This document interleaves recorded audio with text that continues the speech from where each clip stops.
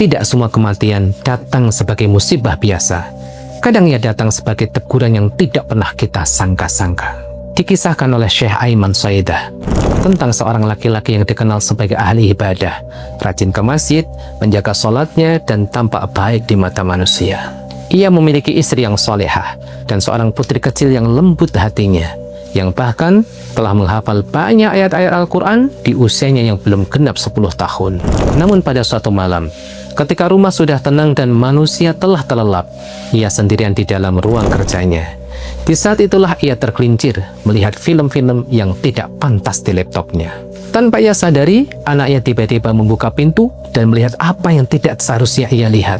Seketika anak itu menangis dan berlari ke kamar ibunya. Laki-laki itu terdiam, hatinya hancur. Ia menutup semuanya, lalu berwudu dan sholat dalam penyesalan yang dalam. Di dalam hatinya ia berkata, anakku yang selama ini aku ajarkan Al-Quran dan kebaikan, kini melihat aibku. Lalu ia berdoa, Rabbi ustur uyubi, ya Allah, tutupilah aib-aibku. Ia terus bermunajat hingga menjelang subuh, lalu berangkat ke masjid. Setelah sholat subuh, ia tidak langsung pulang. Ia duduk hingga matahari meninggi sebelum akhirnya kembali ke rumah. Di depan pintu, ia disambut oleh istrinya. Selamat datang wahai suamiku yang saleh. Ia terdiam, mengira semua telah diketahui. Namun ia hanya bisa berkata pelan, jangan engkau mengejekku. Istri menjawab, aku tidak mengejekmu wahai suamiku.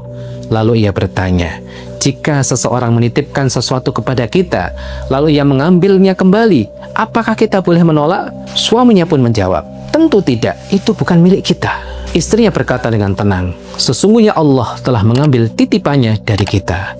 Putri kita telah wafat beberapa saat yang lalu. Innalillah. Seketika dunia seakan runtuh di hadapannya. Dan yang paling menghancurkan hatinya bukan hanya kehilangan itu, tetapi ia teringat doanya di malam itu. Ya Rob, tutuplah aibku. Dan Allah menjawabnya dengan cara yang tidak pernah ia bayangkan sama sekali. Ia menangis dalam diam karena sadar bahwa Allah Maha mengetahui apa yang disembunyikan oleh para hambanya.